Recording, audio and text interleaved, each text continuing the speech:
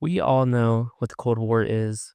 Somehow, if you don't, then it was the closest the world has ever been in to total Total nuclear atomic annihilation. annihilation. There was many, many, many, many things that built up tension between the USSR and the United States.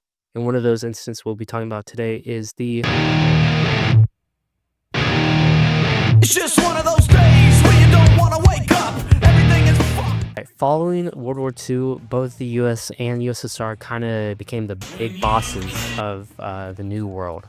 The USSR uh, influencing and controlling a lot of communist states, and the US being allies with the Allies. And after the USSR built their first nukes in 1949, both nations kind of realized that if they were to fight, then, you know, as a result of the threat of total Total nuclear, atomic. I need to stop with that. As a result of this threat, the US and USSR both realized that they kind of had to use spies to do everything for them.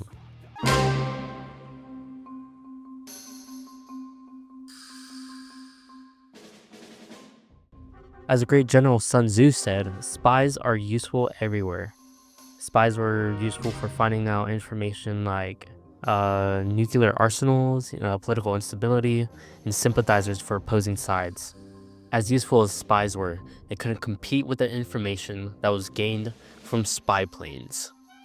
You see, a lot of the USSR military officials were super secretive, and there was not a lot known about the developments of nuclear and long-range ballistic missiles. Since the satellite technology we think of today was not around during the Cold War, the US and the USSR had to rely on spy plane technology.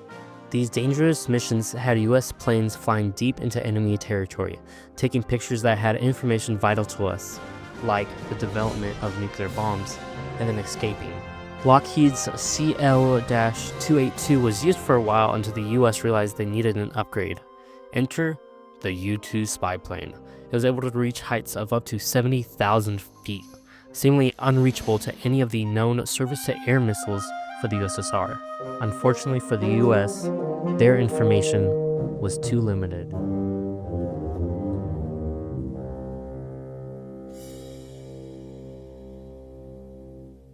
On May 1st, 1960, a U-2 plane piloted by Francis Gary Powers took off in Pakistan on a way to its base in Norway.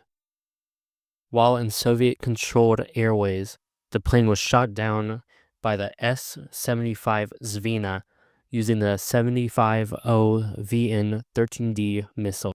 Now, this incident was catastrophic for the relations between the two powers, as it exposed the US's covert surveillance program and shattered any illusions of peace between the two superpowers.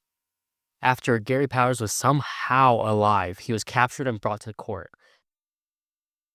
After his court defense was the US finally had to admit that they were in fact spying on the USSR. This led to the cancellation of a summit in Paris, which would have eased tension between the two powers.